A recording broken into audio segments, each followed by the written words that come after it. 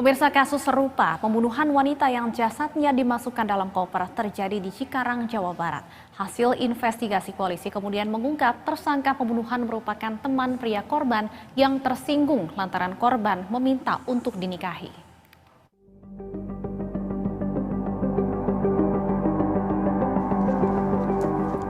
Beragam cara dilakukan oleh tersangka pembunuhan untuk menutupi jejak kejahatannya.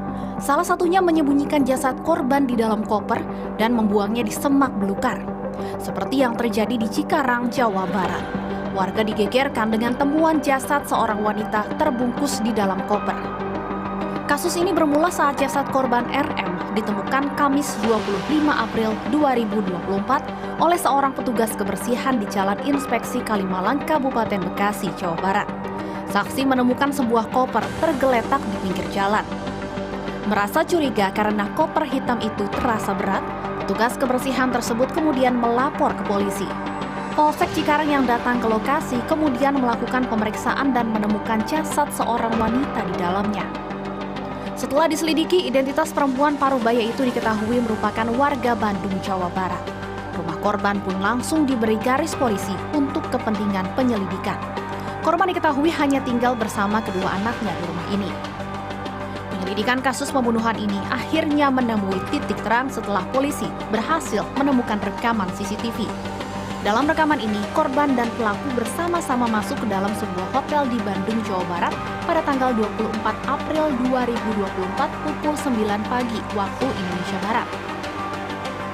Atau sehari sebelum jasad korban ditemukan di wilayah Bekasi.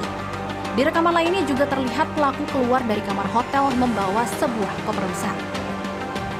Selang lama pelaku akhirnya berhasil ditangkap di Palembang, Sumatera Selatan.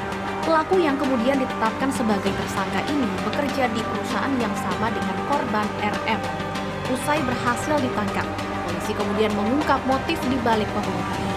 Tersangka AARM ternyata tersinggung dan sakit hati atas perkataan korban RM yang meminta untuk dinikahi. Polisi juga mengungkap tersangka dan korban sempat berhubungan intim. Usai berhubungan intim inilah korban meminta pertanggungjawaban tersangka alias minta dinikahi. Namun tersangka menolak dan kemudian langsung membunuh korban. Tak sampai di situ, tersangka ternyata lanjut mencekik dan membekap mulut korban hingga korban lemas dan meninggal dunia. Selain itu, pihak kepolisian juga menyebut ada motif ekonomi.